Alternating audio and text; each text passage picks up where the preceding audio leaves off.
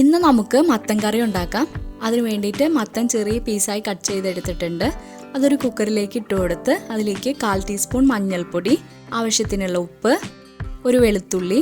ഇനി ഇത് വേവിച്ചെടുക്കാൻ ആവശ്യമായിട്ടുള്ള വെള്ളം കൂടെ ഒഴിച്ചു കൊടുത്ത് കുക്കർ ഒരു വിസിൽ വന്നാൽ ഫ്ലെയിം ഓഫ് ചെയ്യാം. ഇനിയൊരു മിക്സിയുടെ ജാറിലേക്ക് കുറച്ച് തേങ്ങ ഇട്ട് കൊടുക്കാം. പച്ചമുളക് നമ്മുടെ എരിവിനനുസരിച്ച് ചേർത്ത് കൊടുക്കാം. 2-3 ചെറിയ ഉള്ളി, 1 ടീസ്പൂൺ ചെറിയ ജീരകം.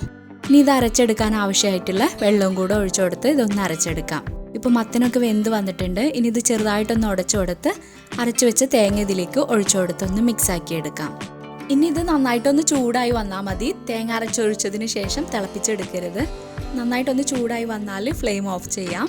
ഇനി ഒരു പാനിൽ 1.5 ടേബിൾ സ്പൂൺ വെളിച്ചെണ്ണ ഒഴിച്ചു കൊടുത്തിട്ടുണ്ട്. അതൊന്ന് ചൂടായി വന്നാൽ 1 ടീസ്പൂൺ കടുകിട്ടൊന്ന് പൊട്ടിച്ചെടുക്കാം.